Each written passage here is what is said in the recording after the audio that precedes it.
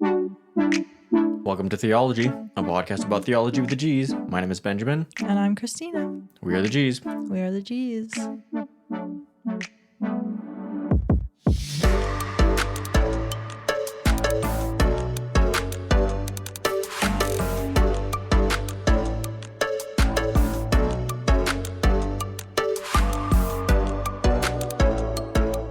Here we go. Welcome back. Yeah, I feel like we haven't... I think we're still releasing these on a normal schedule, but I don't feel like we've recorded in a long time. It's been a long time. So, this could be terrible. What's the haps? Who knows what's... Yeah, we might forget how to do this. I feel like our lives have changed since we last recorded.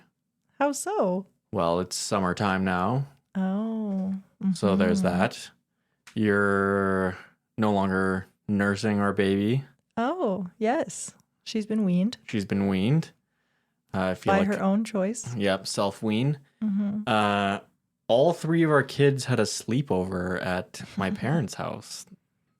I feel like that's a milestone. That was shocking. Yep. Yeah. Yep. A 9-month-old. Is that too young?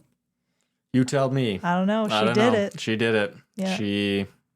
Maybe she has poor attachment. Grandma was game, so. Yeah, what are the attachment theories? Is that insecure attachment? Ambivalent I would say attachment? She's pretty securely attached, okay? But she does sleep through the night, so. Yeah, that's great. There you go. Yeah. Anyways. Okay, well, I feel like we should just get into this because, again, who knows how long this will take. It'll probably take way longer than I anticipate, like usual. Mm-hmm. Okay, well, I'm a little scared. Oh, yeah? Scared of the length? Scared of the topic. Scared of the topic. Okay, well, you should be. I feel like you, yeah. I am. Oh, me in particular. Thank you for that. No, okay. So we're continuing on our series in wisdom. Today we were talking about money and finances and everything associated and under that umbrella. Yeah. I feel like I don't know.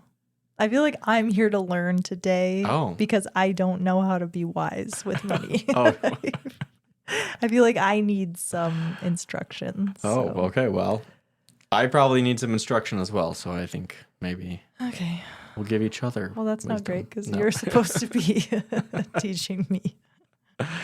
We'll see. Mm-hmm. Okay. Yeah, interestingly enough, and I don't actually know where I heard this. I don't know if it's possible to fact check me. I heard sometime, that the Bible gives warnings about money and like greed and things related to like money, like theft, almost more than anything else in the Bible. It is a huge actual topic that is addressed numerous times, Old Testament, New Testament. Yeah. I mean, if you include things like theft, that's a pretty big umbrella. Yeah. Wealth, greed, money. But like you would think maybe the Bible would be more concerned about sexual ethics.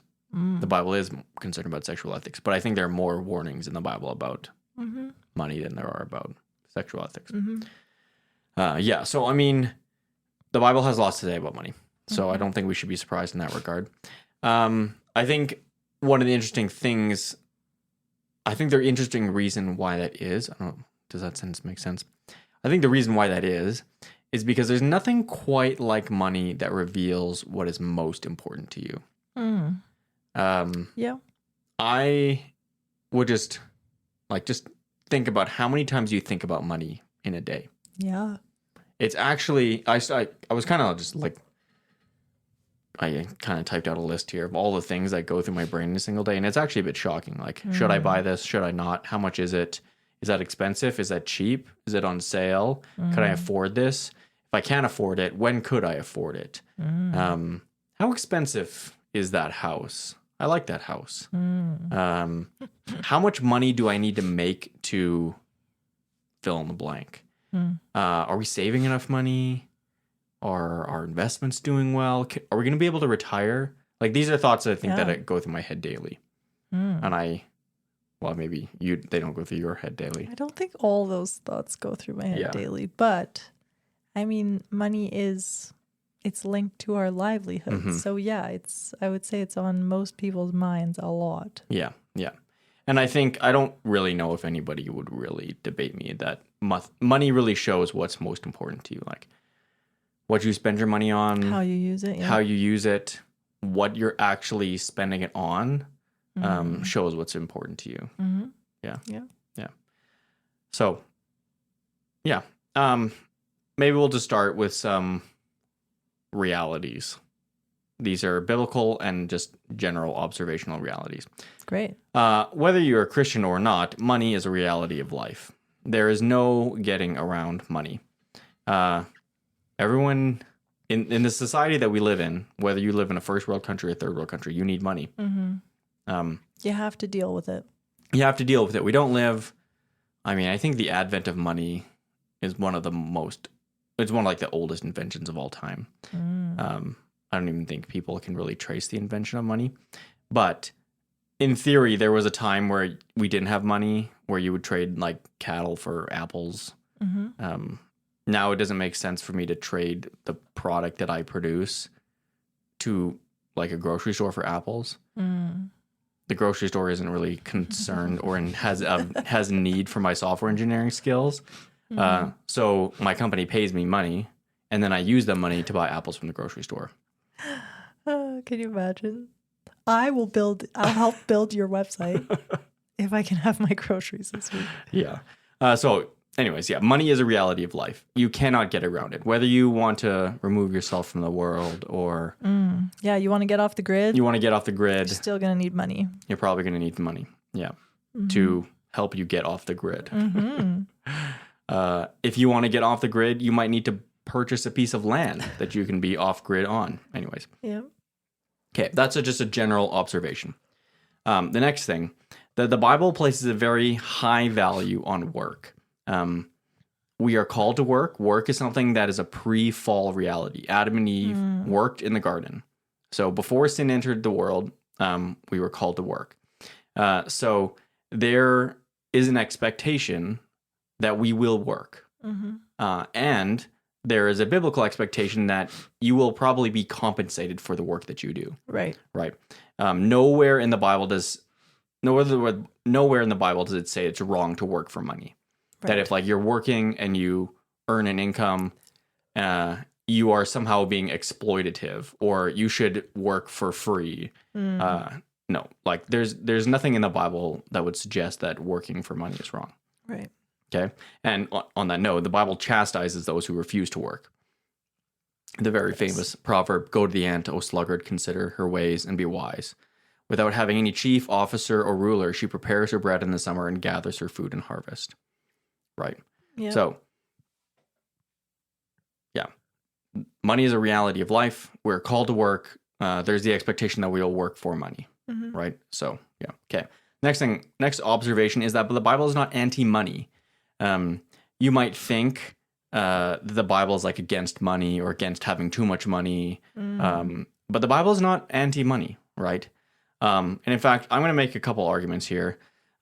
The Bible is not anti-capitalism. It's not even necessarily pro-capitalism. Okay. Some people think the Book of Acts and like the early church where they're like giving everything away. Right. That means like the Bible is a roadmap for like government mandated socialism. The Bible is not a roadmap for socialism. Really, I'm going to say like the Bible is not really specifically pro or anti one specific economic philosophy. Yeah. Like it's not pro trickle down theory or Keynesian economics. It's not pro, in one sense, it's not even really pro communism or democracy, right? Like the Bible has things to say about those, but the Bible is not primarily about which form of earthly government is the best form of earthly government. Yeah. And it's not primarily about like which is the best way to distribute income in a society. Okay. So what I'm kind of getting at here is that the Bible primarily is about God, right? It's not about us. It's about God. It is about his work of redemption in the world, which obviously relates to us. So as we approach this topic of money, we've kind of set out some like basic biblical and observational principles. I think the overarching thing that we need to keep in mind is that when we think about money, when we think about our finances, we need to actually ask the question about like how does money and our finances relate to God and his work of redemption in the world. And you might think that those are like kind of like disjointed things. Like how do those things kind of relate to each other? But yeah, we should be asking ourselves, how does money affect, focus, or distract our understanding of God and his work of redemption in our life? So the thing about money is that it has a unique promise, unlike many things in this world, to offer the things that we should be looking to God for, or looking to him primarily for. Right. Money offers us security. It offers us safety. Money often promises happiness and joy. Money can purchase comfort or secure comfort. We need money for basic things like food and shelter. Money can be used for power or influence. And all of those things are things that ultimately we shouldn't be looking to money for. Yeah. Right. It's not only an idol, it's like a gateway to other idols. Yeah, absolutely. Yeah. So yeah, my overarching argument is that the Bible is not pro or anti-money. It's not pro or anti-wealth. But the Bible is anti-idolatry, right? And money is a very, very easy idol for a lot of us. Yeah. Right. And rich or poor, rich people make an idol out of money. Poor people also can make an idol out of money. Yeah.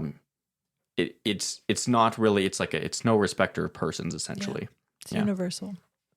It's universal. So with that said, we're going to kind of approach kind of some more practical things. We're going to talk about we'll talk about retirement. We'll talk about savings. We'll talk about tithing, things like that, with the overarching understanding of like, how do these different topics help us understand money's role in our life and its temptation to be our God. An idol. Yeah. Okay. Good? Yeah. Okay, I'm just going to read a couple of verses to kind of back up what I've been saying. Great. Okay, Hebrews 13:5. Keep your life free from the love of money and be content with what you have. For he has said, I will never leave you nor forsake you. Right? So again, the writer of Hebrews is not saying keep your life free from money or having money, but it's keep your life free from the love of money. Right? And that's kind of interesting that he ties it to God not leaving us or forsaking us. I feel like I have kind of forgotten that verse. Yeah. Yeah. Ultimately, that our provision comes from the Lord, not through money. Yeah. Okay, 1 Timothy 6:10, for the love of money is the root of all kinds of evil. That's often misquoted. The quote is often like, money is the root of all evil, but it's not. It's not money, it's the love of money is the root of all kinds of evil. It is through this craving that some have wandered away from the faith and pierced themselves with many pangs. Matthew 6:24, no one can serve two masters, for either he will hate the one and love the other, or he will be devoted to one and despise the other. You cannot serve God and money. Ecclesiastes 5:10, he who loves money will not be satisfied with money, nor he who loves wealth with his income. This also is vanity. And then this is 1 Timothy 6:17-19. This is a couple verses after the other one that I read. As for the rich in this present age, charge them to not be haughty, nor to set their hopes on the uncertainty of riches, but on God, who richly provides us with everything to enjoy. They are to do good, to be rich in good works, to be generous and ready to share, thus storing up treasure for themselves as a good foundation for the future, so that they may take hold of that which is truly life. So again, Paul isn't saying to 1 Timothy that the rich in this present age are doomed because they're rich. Right. They're not. He doesn't say the rich in this age have to sell everything that they have. He tells them to not be haughty, and to set their hopes on God, not on the uncertainty of riches, and to be rich in good works. Yeah. Do good. Yeah. Okay. And then the last one, Proverbs 22:16. Whoever presses the poor to increase his own wealth or gives to the rich will only come to poverty. Okay. Interesting. That's just there are probably hundreds of other verses, but kind of a good backstop for where we're going to go. Okay. All right. Okay. First topic, tithing. Tithing. Should we tithe? Are we required by God to tithe? Required. Is it like a law? Yeah. Is it kind of like the, what am I trying to say? Shoot. The Sabbath thing. Yes. It's like the Sabbath thing. Where it was required in the Old Testament. They were tithing in the New Testament, right? Like the Pharisees and the... Yeah, the Pharisees and the scribes. Yeah. Yeah, that's exactly what I would say. You can go back and listen to our episode on the Sabbath. I think tithing is exactly the same as the Sabbath. It's not a requirement. It's not a requirement because we are not under the provisions of the Old Testament Mosaic law, right? We're under the new law. So this may come as a shock to our listeners, but no, you don't have to tithe. There is no legal biblical requirement that you tithe. Right. Is it a good principle? Yeah. So should you tithe? We I guess. So I guess it depends on what you mean by tithe. We give a portion of the money that we make back to God. Right. Right. That could be called tithing. It could be called whatever. Back to God through different avenues, right? Yeah, for sure. Yeah. So, I mean, the primary avenue is we give back to our church. But there's also other organizations and nonprofits and missionaries that we support. Yeah. And that's all, like, would you say money that you're giving to further kingdom work is considered tithing? Because it's like I give to this Christian organization that I care about because I like what they do. Is that necessarily tithing, or is that just being generous? I don't know. I would call it tithing. Yeah. Yeah. I mean, like, so what I'm going to say is that the New Testament emphasizes generosity, not as a law, but as a reflection of our heart. So when we tithe, when we give a percentage of the money that we get back to God or kingdom ministry, it's a recognition that, one, everything that we have is a gift from God, and our generosity is a reflection of our trust in God to provide for us. And so we do, and we actually try and give enough so that it actually hurts. And I should have found that C.S. Lewis quote. Somebody asked him, like, how much you should tithe. And he essentially said, you should tithe until it hurts. I think, let me just read this. This is Acts 4:32-35. Now the full number of those who believed were of one heart and soul, and no one said that any of the things that belonged to him was his own, but they had everything in common. And with great power the apostles were giving their testimony to the resurrection of the Lord Jesus, and great grace was upon them all. There was not a needy person among them, for as many as were owners of lands or houses sold them and brought the proceeds of what were sold and laid it at the apostles' feet, and it was distributed to each as any had need. So I think what the principle here is that, one, there is a responsibility, but like a primacy of giving to support brothers and sisters in Christ, actually. Not specifically giving money away to the poor. The poor. But giving money to the church, who then uses that to take care of the needs of the people who God has brought to that church. Yeah. That could be the poor. Absolutely will probably be the poor. But also taking care of our brothers and sisters in Christ. And so I think for Christians, I think we should primarily be giving actually to our local church. I think it's right and good to give to parachurch organizations and missionaries and things like that, but I think primary giving should be to the local church. And then the local church has a responsibility to use that money to take care of the needy among us. Yeah.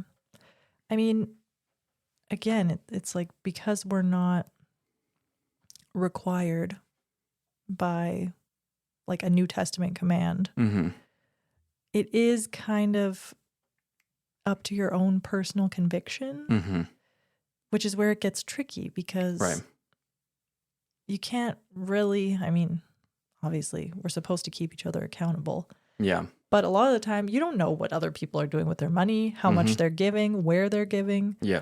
And the Lord looks on the heart, basically. So it's like, I'm giving all I can, but are you really? Right. Like, you really have to examine yourself and your motives and the money that you're holding back. Yeah. It's tricky. Yeah. Would you say that there's a certain percentage that every Christian should strive for? I mean, no. Yeah. Like, obviously, when I was growing up, we were taught 10%. You tithe 10%. Yeah.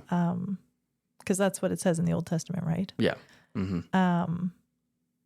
I mean, 10% for most people in like middle class, I don't think that's giving until it hurts, really. 10% is not that much. Yeah.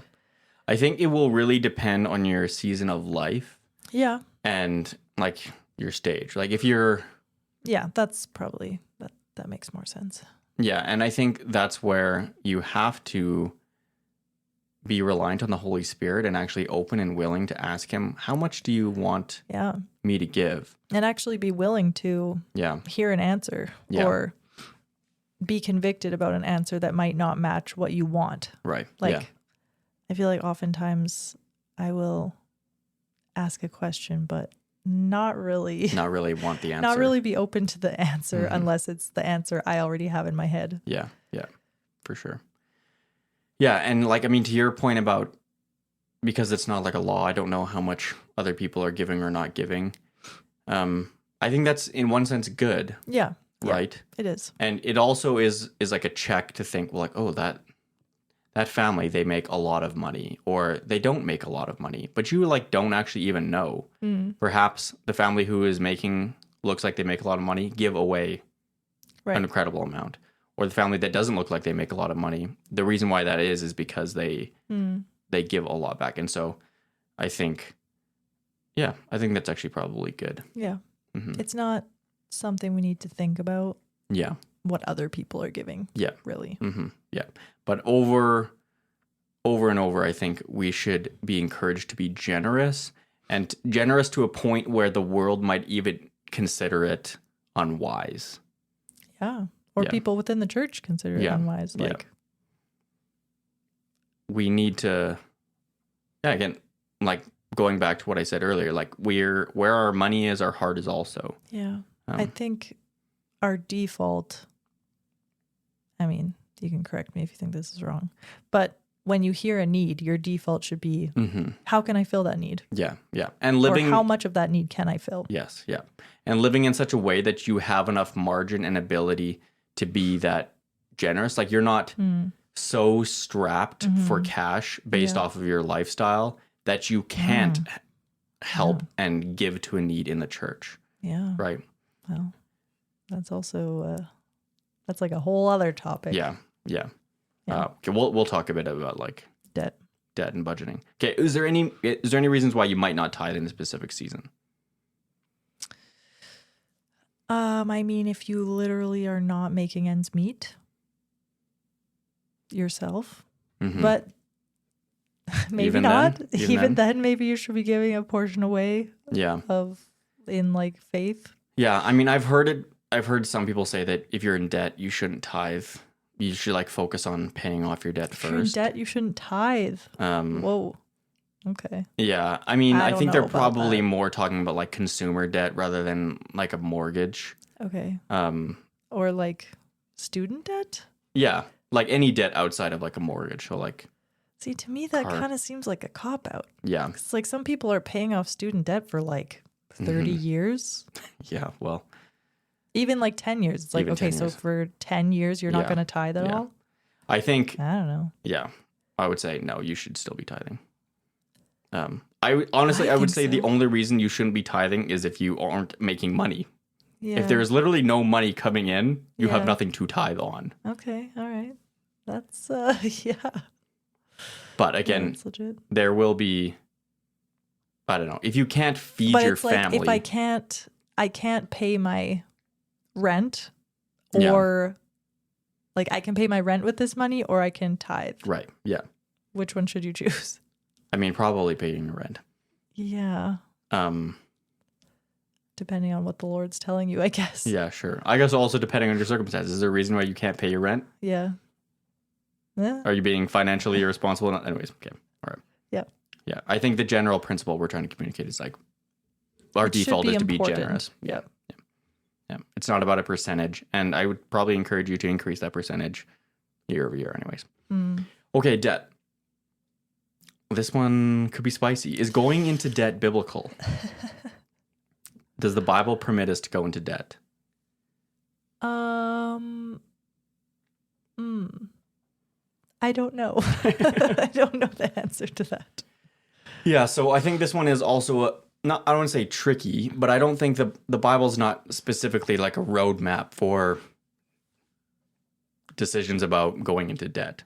Yeah. Does Jesus talk about debt in any of his parables? Yes. I mean, there is the one, but it's more like a salvific parable where the guy who's in debt, like $100. Right. And he's forgiven of his debt. And then he goes to his debtor who owes him like millions of dollars. And he's like, give me all of it. Otherwise I'm sending you to prison. Doesn't he owe him less? Oh yeah, that's right. He owes him less than what he was just forgiven of. Yeah. Much less. Anyways, that's maybe not specifically about like whether you should go into debt. Yeah. What I would say is that in one sense, the Bible does treat debt as a reality, and interest on debt as a reality, especially in the Old Testament. There's laws about not overcharging on interest and like abusing the loans that you have given out. I think what we're going to say is, there's a responsible type of debt and an irresponsible type of debt. I don't even know if I want to say this is like a strict biblical principle, but like a reality of life. I think what I'm going to say, and you can correct me. This is a Ben principle. This is a Ben principle. I think that aligns with the principles of being a good steward of your money and a good steward of the things that you've given you. That debt is only wise when you are going into debt for something that would be considered an investment. And by investment, I say something that you can't afford now to pay in full, but by the time it is paid off, it will be worth more than the principal and the interest that you paid. That's what I would consider an investment. Okay. So the most obvious example is a home, right? Yeah. Most people are unable to purchase a house in cash. Yeah. It's just too expensive. You would have to save for too long to be able to buy a house outright. Right. But you can take a loan out. You can pay a portion of the house, 10 to 25% or whatever your down payment is. And the expectation is that once you have paid off your loan and the interest, that your house will be worth more than it was, than the principal amount and the interest that you paid. Right? That's what an investment is. Something that like grows in value over time. Okay. So I think that's like the basic primary principle that I'm going to stick with. It's like going into debt is wise when what you're buying is something that you cannot afford now, but by the time that you have paid it off, it will be worth more than what you bought it for. Yeah. Okay. I'd buy that. Okay. So let's get into a few more tricky examples. Education. Most people, unless your parents have saved up a lot of money, cannot afford to pay cash for your entire education. Like out of high school, going into a 4-year university, most students, unless you've been like saving like crazy in high school, can't pay for education. Or you're going to like a very cheap school. Or you're going to a very cheap school, or it's some sort of like, like trade school where you are in school in a portion, you work a portion, and then that like pays for all. But like if you're going to med school, for example, and you're committing to, 10 plus years of education, you're probably not going to have the money to pay for it all up front. Right. Now, I would consider this something that could be wise to go into debt for, because by the time you have finished your education, what your education is worth to you will be worth more than what you paid in student debt. Okay. Not only like there's like is esoteric the right word? Like immaterial value of an education, right? The ability to learn, like the job prospects, but the ability for that education to provide for you in the future. Right. Right.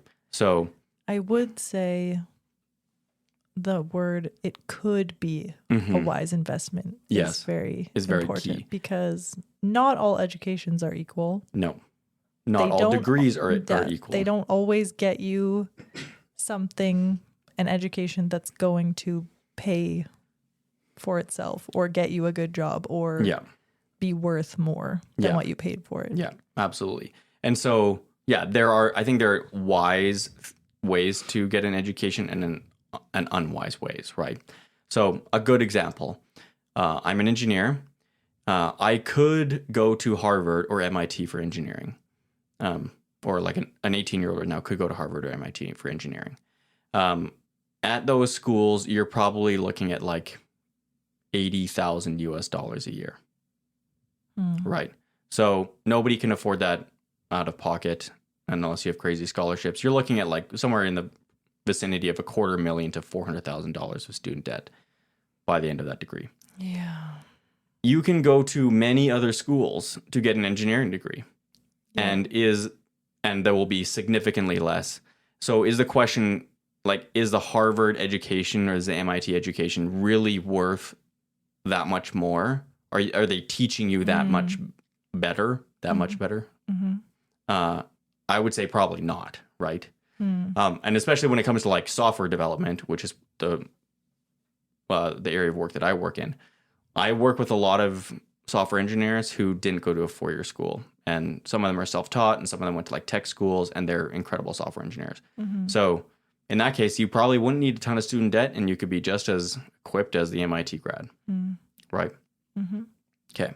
But let's say you're in Canada and you want to become a doctor. Going to school to become a doctor, I believe, is about the exact same, pretty much regardless of the school that you go to. Right. In Canada? In Canada. Maybe. Maybe. But I like the range of prices in Canada is not anything comparable to what is like in the United States. Yeah, okay. So let's just say on average, a doctor degree costs about the same in Canada.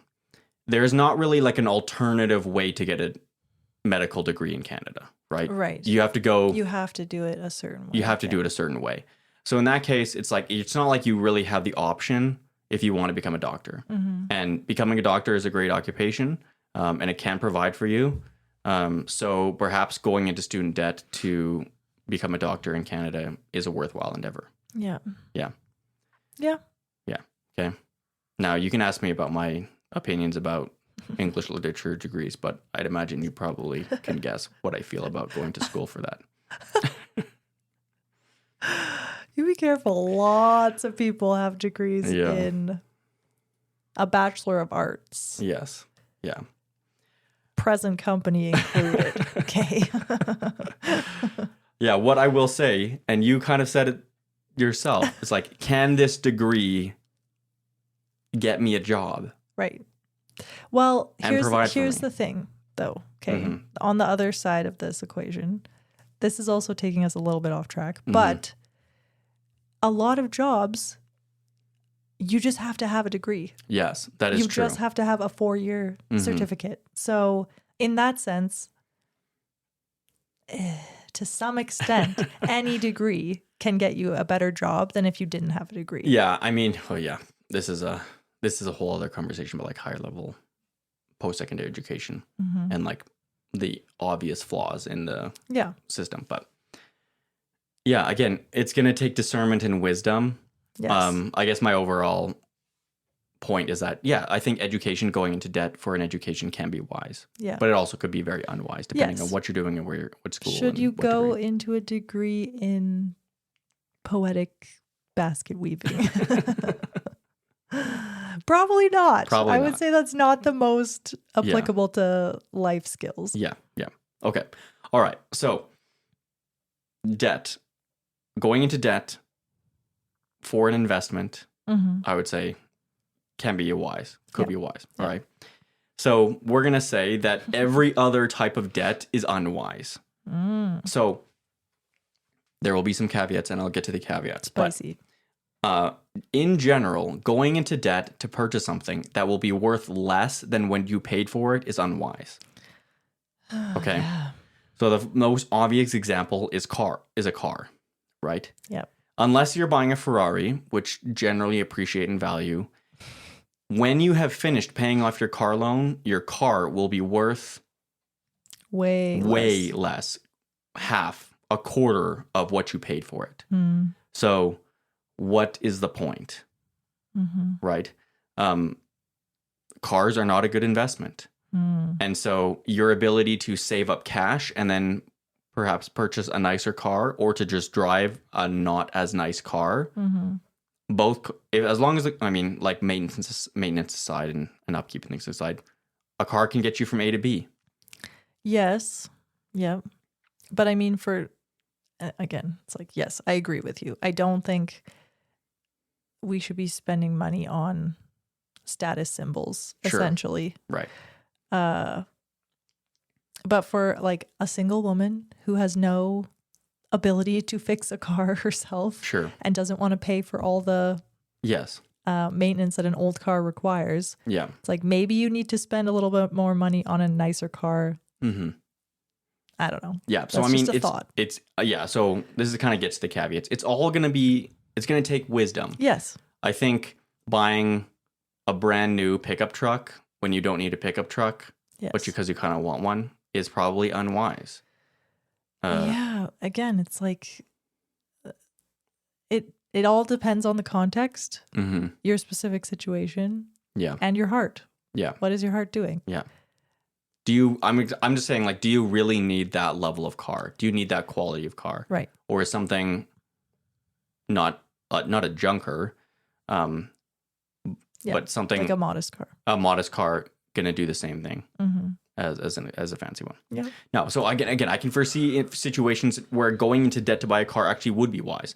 Like perhaps the only way to get a job or a job that's going to pay more money is having a car, because you need to drive and you want to save time on transit. Yep. Like the money that you will save being able to work at a job and not spend 2 hours on city buses is worthwhile. Yeah. I can see that being a wise situation. Not buying a complete junker that breaks down every 2 days. Right. Yeah. Buying a Land Rover when you could buy a Mazda CX-3 or whatever it is. Yeah. Yes. This is all also coming from a person who loves fancy cars. So. Me? Yeah. Yeah, well, we drive a Honda Odyssey. Yeah, so. I know. I'm just saying. Would I like to drive a fancy car? Yes. But, okay. Credit cards. Now, I'm going to specifically say, like, reoccurring credit card debt is unwise. If you think about the interest rate on credit card debt, it's astronomical. And generally, credit card debt is things that you don't need and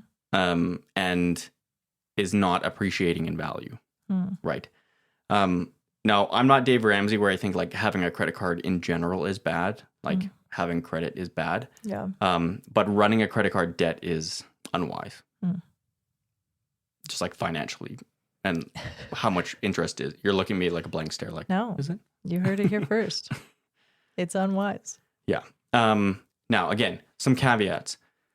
We're in Canada, so medical debt isn't an issue here like it is in the States. Sometimes you like broke your foot or you broke your hip and you need surgery and now you're in medical debt. It's like you can't really control that. Sometimes life is hard and unforeseen circumstances and house floods or whatever puts you into debt. Yeah. I want to recognize repairs. That's a real thing. Not everybody like has enough income every month to be able to. Or like a safety net. A safety net, yeah. So I want to recognize that those things, life happens. And just because life happens doesn't mean that you're being unwise. But I think like a general principle of like going into credit card debt to buy clothing that you don't need or to, I don't know, I'm trying to think what people buy a couch. Sure, yeah. The couch is no interest for 12 months or 36 months or however it is. My old coworkers, I was astounded at the things they would go into debt to buy. Yeah. Just everything. Yeah. Buy now, pay later. Buy now, pay later, which is huge now. Absolutely huge. You can buy now, pay later on like burritos and Uber Eats. Yeah. Which is crazy. Yeah. And again, I'm trying to think if like there's a specific Bible verse to support this, but like delayed gratification and actually owning and possessing something that you worked hard for. If you are doing a buy now, pay later, you don't actually own that thing, right? The bank owns it. Yeah. And you're paying off that thing. And so I mean, I think it comes down to denying ourselves. Yes. Like in these instances where we're talking about things that you truly do not need. Yeah. But you want, and you want it right now. And in our culture, that's just like, it's a no-brainer. You don't have to pay right now, but you can have it. Yeah. And you can do it in 4 easy installments. Yeah. It's like our whole faith is take up your cross, deny yourself, and follow me. Yeah. And part of that is denying ourselves. Yes. Of tiny little things that it would be really convenient to have, but we can't afford. Yeah. Sorry. You can't have it. Yeah. Okay, let's keep moving. Okay, retirement and saving. Should Christians save money? This is the opposite of debt. Instead of should Christians not go into debt, should Christians save money and like accumulate money in a bank account? I mean, I think so. But okay, well, I'm just gonna throw a couple scriptures at you, and then we'll see what you think. Okay, this is Luke 12:16-21. And he told them a parable, saying, the land of a rich man produced plentifully, and he thought to himself, what shall I do? For I have nowhere to store my crops. And he said, I will do this. I will tear down my barns and build larger ones, and there I will store all my grain and my goods. And I will say to my soul, soul, you have ample goods laid up for many years. Relax, eat, drink, be merry. But God said to him, fool, this night your soul is required of you, and the things you have prepared, whose will they be? So is the one who lays up treasure for himself and is not rich towards God. Okay, and then James, this is I don't have the verses. I think it's James 4. Come now, who you say, today or tomorrow we'll go into such a town and spend a year there and trade and make a profit. Yet you do not know what tomorrow will bring. What is your life? For you are a mist that appears for a little time and then vanishes. Instead, you ought to say, if the Lord wills, we will live and do this or that. As it is, you boast in your arrogance. All such boasting is evil. So whoever knows the right thing to do and fails to do it, for him it is sin. Does that change your answer? No. Not really. It says, the one who lays up treasure for himself and is not rich toward God. Yeah. So you can, not that you're laying up treasure for yourself, but you can be wise with your money and save it for later and still be rich toward God. Yeah, I think, obviously I agree with you. I think, again, this is about your heart. I think saving can be a way that you make an idol out of your money. Yeah. I think not saving can be unwise in your lack of understanding that God provides you different things in different seasons. So, I mean, like one of the reasons why Christians should save for retirement is that when you get older, your ability to work diminishes. Like you just don't have the physical, mental ability to work the same way that you did in your 30s and your 40s, right?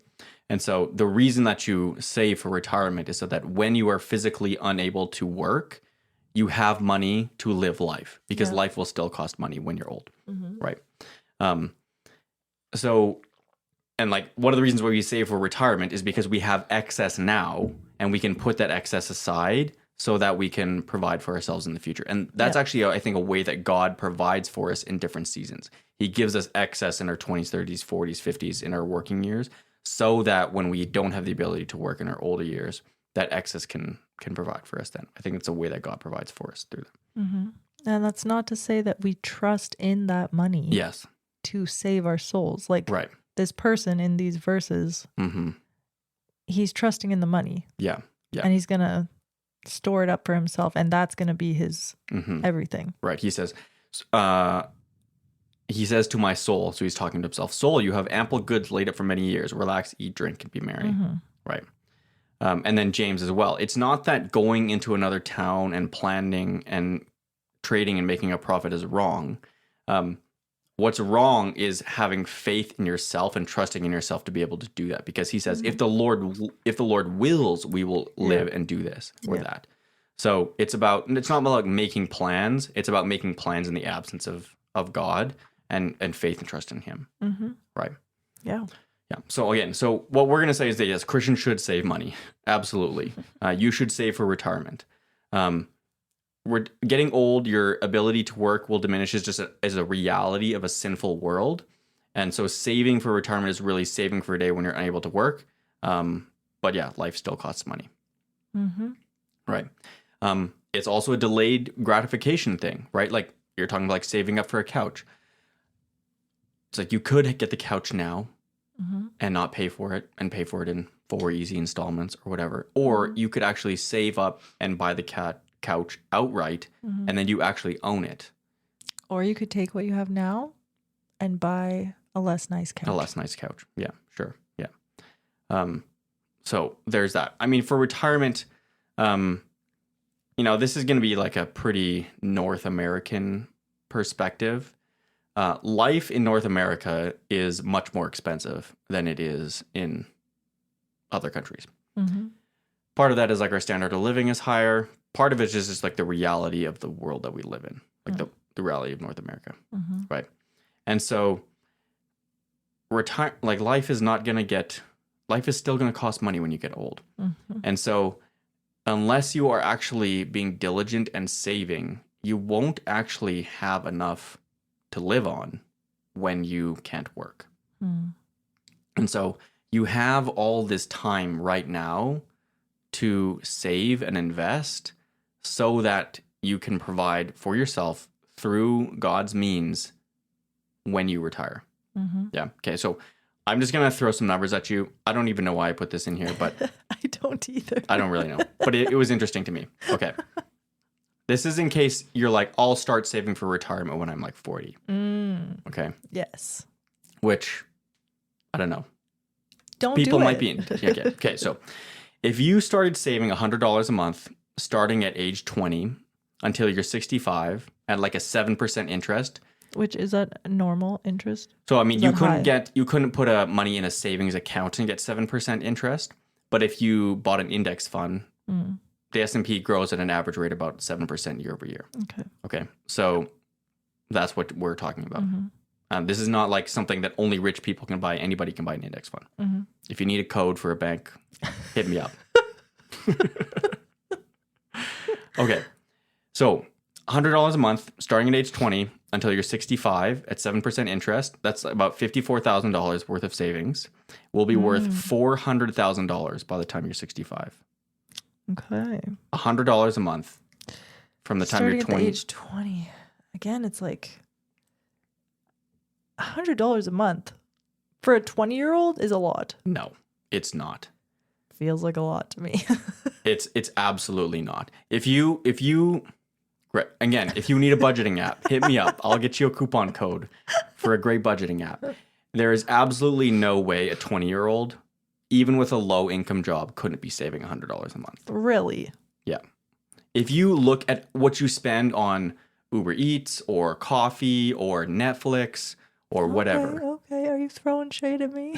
I'm not throwing shade at you. I'm just saying this is not This is not impossible. Okay. Double that. If you were to save $200 a month starting at age 20 until you're 65, which might be a bit more of a stretch.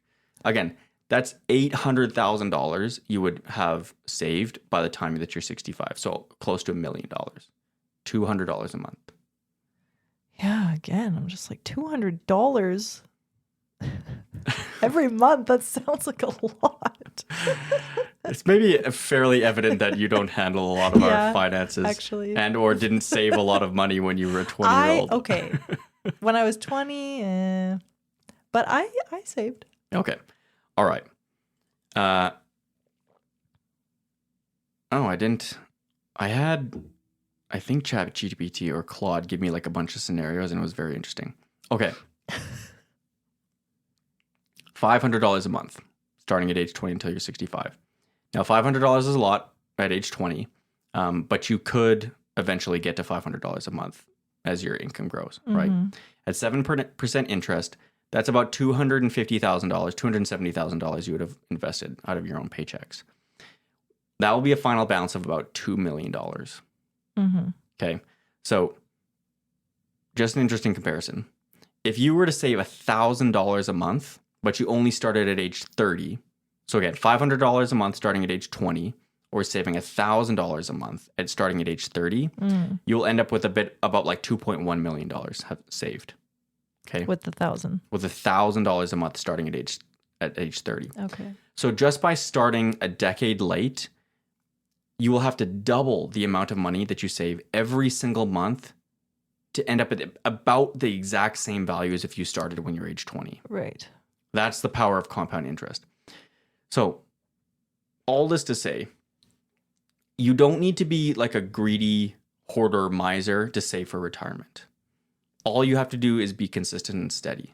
Right. So this isn't about like us being like obsessed with our wealth and day trading and being crazy on top of the stock market. And right. All it is being consistent and faithful to set aside money that God has given you each month and deny yourself each month to save up for what could be a lot of money for your retirement, $2 million, right?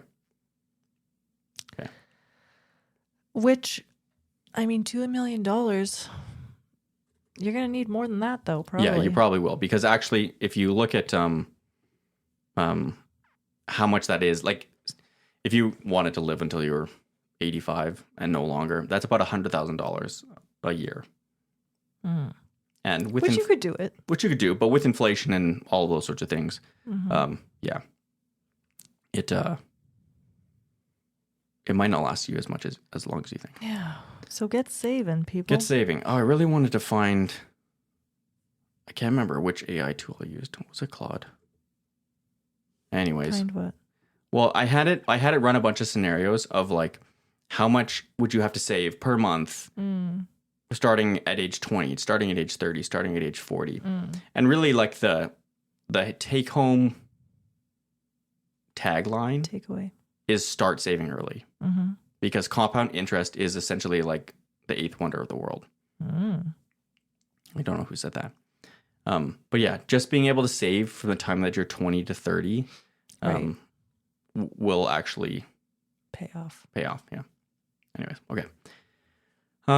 Yeah. And then of note, like debt works in the exact opposite ways of investing and saving, right?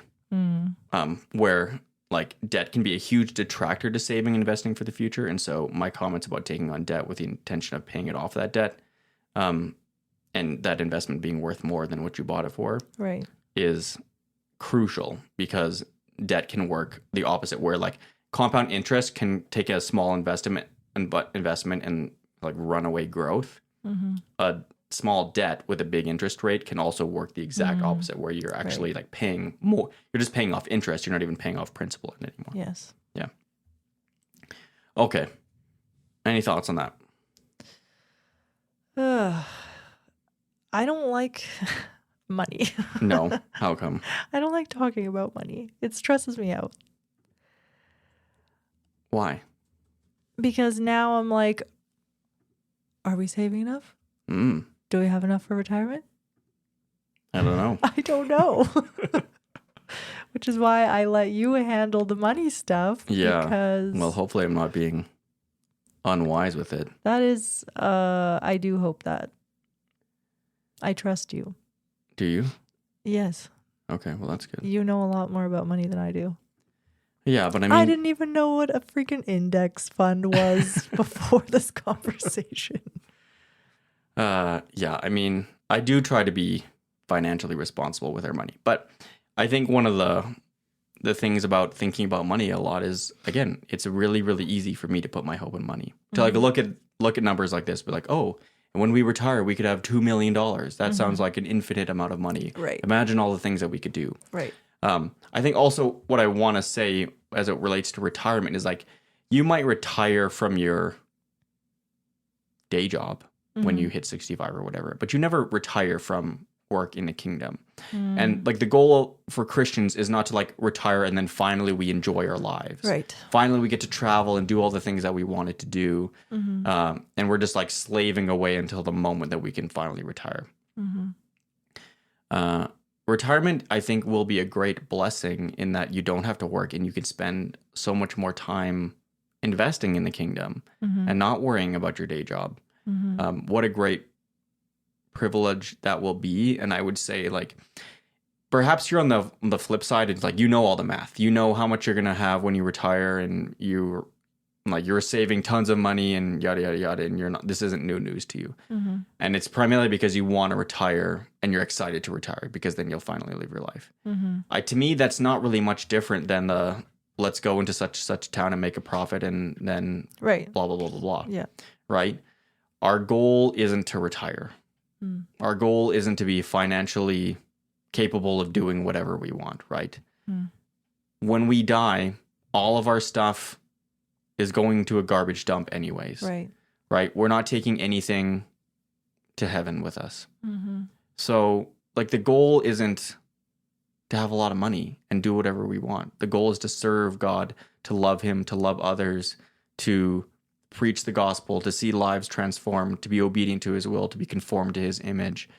Money is like a necessary byproduct of living in a fallen world, but it's not where we need to have our hope in. Right. And if retirement is like what you're looking forward to, I don't know. I just want to say maybe pray about where your heart is at. Yeah. And it's probably not going to meet your expectations. Yeah, I think about that all the time because it's like when we retire, it's like, great, we have all this time and maybe we have more money, but it's like also I'm old. What do we do? It's like my body hurts and my back aches and like I have heard about people getting depressed once they go into retirement. Because you don't have don't have anything to do. What is right? my purpose? What is my purpose? And so if you're looking for retirement to fulfill your hopes and dreams, it's just not. Yeah. Because only God does that. So yeah. Yeah. I think a takeaway is money is a third order issue. And there are lots of different ways to do wisdom with money. Yeah. And a lot of it depends on your heart and your motivation and your willingness to surrender your money to God. Yeah, absolutely. Okay. All right. We're running up on the end here, so we need to do our lightning round. Oh. Yeah. Okay. Great. All right. Lightning round. Credit cards. Yay or nay? Yay. Yay. More credit cards. Yeah, I'm not Dave Ramsey where I'm like, all credit cards are bad. Why do you need credit? I don't understand that. You can't, like... I think I think it's like the temptation debt. To go into debt Sure. and to be paying a balance is not worth it. But it's like, it is so difficult. Yeah. In modern North American life to not have a credit card. Yeah, I mean, you could pay for everything on a debit card. I don't really actually see how that's, because I think one of his other arguments is that like having like all the virtual tap to pay credit cards, it makes it just so easy. And if you just did everything in cash, you would be less likely to spend your money. But it's just like, we basically live in a cashless society at this point. If I go to a Costco to pay for gas, I can't pay with cash. Right. I can't. So I'm paying with a credit card or a debit card. And with a debit card, I don't get any points. With a credit card, I do. And as long as I am diligent about not overspending and paying off my credit card. It's like if you are a compulsive spender and you literally cannot control yourself, I understand that. But can you please give me a little bit of credit, pun intended, that I'm able to say no to myself, that I'm not going into debt just because I have a credit card? Yeah. I mean... Again, I think we grew up in like relatively financially conservative homes, but like not overspending. Yeah. I have watched like clips of people who call into Dave Ramsey about the debt that they have, and it is absolutely insane. Yeah, okay. And so I think there are people out there Who should not have a credit card. Yeah, or I mean, it's like could be unwise, or who just like can't control their spending. I don't know if going to like a fully cash system will help, but again, it's like I don't know how I would pay my mortgage on cash. I don't know how I would pay my car insurance with cash. How can you do that? Okay. Okay, next one, sports betting. Yay or nay? You tell me. Yay okay, well, nay. so I had a conversation with coworkers this past week when I was in Toronto, and they were saying that like sports betting investing is basically the same thing because what? You ultimately don't know if an investment is going to go up or down, and you don't ultimately know if a sport team is going to win or lose. Okay. Yeah. Uh-huh. With sports betting, you almost ultimately know you're going to lose your money. Pretty much. So I'm going to say nay. Yeah. So in one sense, I understand what they're saying, that like ultimately you don't know if an investment is going to go up or down. Well, on the sports betting side, practically the house is always stacked against you. So they run incredibly complex analytical models to make sure that they always win. It's like, sure, you can compare it to investing if you say that sports betting is the most risky, stupid investment you could make, where you're almost guaranteed to lose your money. Yeah. Sure. Yeah. Then it's an investment. Yeah. So nay. Yeah. And again, it's like an investment. You're buying a portion of a company that produces like a real good and service and has like actual value because it provides something. Yeah. Whereas when you're sports betting, you're not buying anything actually. Yeah. So yeah. And anyways, we kind of laugh, but like sports betting has literally blown up in North America. So it's a real thing. Okay, Bitcoin and cryptocurrency. Yay or nay? Yay. Yay. I mean, diversify those assets, baby. So, as it relates to sports betting, Bitcoin and cryptocurrency, I would say in general, err on the side of sports betting. Because that's not great. With buying stock in a bank or like whatever, an index fund, you're buying something like essentially kind of real and tangible. You're buying a portion of a company that provides like a real good service. When you buy Bitcoin or a cryptocurrency, you're not buying really anything. There is no essentially like inherent value in Bitcoin. Yeah. Its value comes from everybody saying that it has value, which in one sense is kind of like money, like the money that we have because it's not backed by gold. Is sort of like companies, we say it has value and that's why it has value. But I would say in general, Bitcoin and cryptocurrency is almost like gambling. Is a nay. So you're saying nay. From somebody who owns Bitcoin. Yeah, who has a Bitcoin. The caveat I will say is I own, like if my Bitcoin went to zero, it would be fine. Yeah, we wouldn't, it wouldn't. I'm not losing sleep over it. Yeah. If it goes to $1 bajillion, fantastic. Great. But again, that's a bit like buying a lottery ticket. Very little of our money very, is very, in very Bitcoin. little. Yeah. Okay. In general, I will say I am sort of anti cryptocurrency. I did not know that. Because I mean, there's like a bajillion cryptocurrencies out there, and like Yes. Bitcoin and Ethereum and like maybe two others are really the only ones that have any technical value at this time. Okay, gold. Maybe the opposite of Bitcoin. Do it. Do it. I'm a fan of gold. Yeah. Sis. You like it? I like it. In the form of jewelry. No, I'm saying coming from a person who knows very little about investment. Okay, that's me. I think gold is a good investment. Yeah, so I mean, if you actually look historically at the way gold has performed, it is a good investment. Thank you. Most people, when they own gold, though, well, actually, no, it's probably a split. Some people like have physical gold coins that they keep in a safe lockbox. Some people own like essentially like they're kind of like shares of gold, right? Like on exchange. Yeah, I think gold is fine. I think it's just a type of investment. Yeah, you're not excited about it. I think I wouldn't put all your money in gold. I probably wouldn't put none of your money in gold. I don't know. You heard it here first, folks. Okay. Yeah. Anyways, some of your money should be in gold. This is not this is not investment advice. This is not investment advice. Please don't take this as investment advice. But if you look at the way that gold has performed, it has performed pretty well. Mm-hmm. Anyways, okay, side hustles. Having a side hustle. How do you feel about that? Yay. Yeah. If you have the energy to do it, you do it. You do it. We don't have the energy to do it. When I say that, you can tell I don't have the energy to do it. I would love to be a side hustle person. In general, I'm very bad at multitasking. Yeah. In general. So a side hustle to me sounds like I can't do that. I would just make it my main hustle. So right. Yeah. I mean, I think what I would say about side hustles is, one, I recognize that the cost of living in North America is becoming really, really hard. And living off of one income is very difficult. Living off of two income is more common. But I understand like people's desire and sometimes like financial need to like have multiple sources of income. Mm-hmm.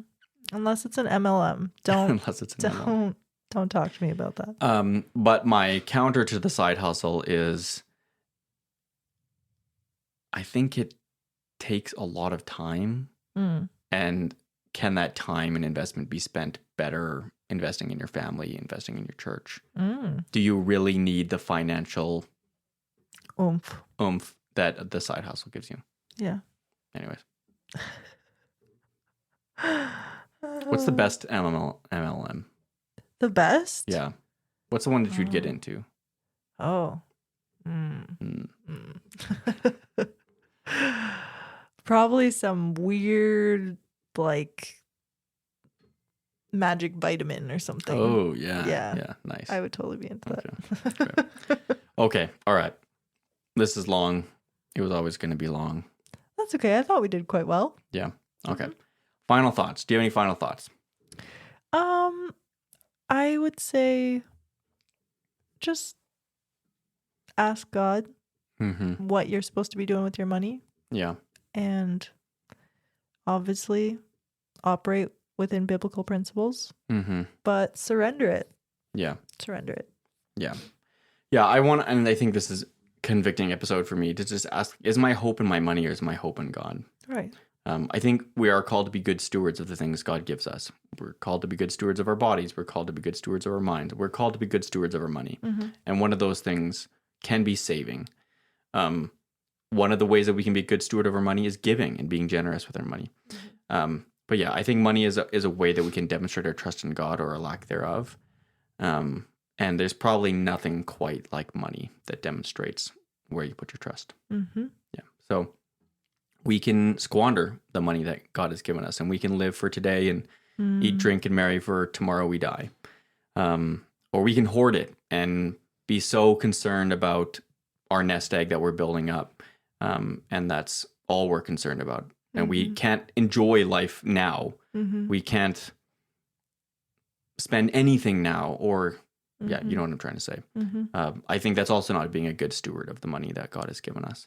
Yeah. Or we can be generous with it, and we can be excited to give it away and live with enough margin in our life that we can help a brother or sister in Christ who's in need. That we're not so strapped for cash because we live beyond our means that we can't actually be generous. Yeah.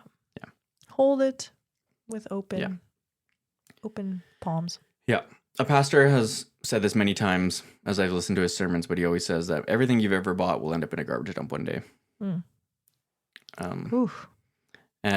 the book of I think it's Ecclesiastes. I don't know, Solomon talks about like all of this money, my children are going to squander it anyways. So it's like, it's either ending up in a garbage dump or your kids are going to spend it on things that you didn't want them to spend it on. Yeah. So that's encouraging. Now, this is not a torrent of building some sort of generational wealth and passing capital on to future generations, but it is just it's a heart thing where it's like, at the end of the day, you're going to die. I'm going to die, and I'm not taking anything with me. Yeah. So why would I put my hope in it? Yeah. For what does it profit a man to gain the whole world and forfeit his soul? on that note, take us away. Okay. All right. Well, that was Theology. We are the G's. You can find out more about our podcast at theology.ca. Follow us on Instagram at Theology Podcast and send us your questions to questions@theology.ca. The grace of our Lord Jesus Christ and the love of God and the fellowship of the Holy Spirit be with you all. Amen. Amen.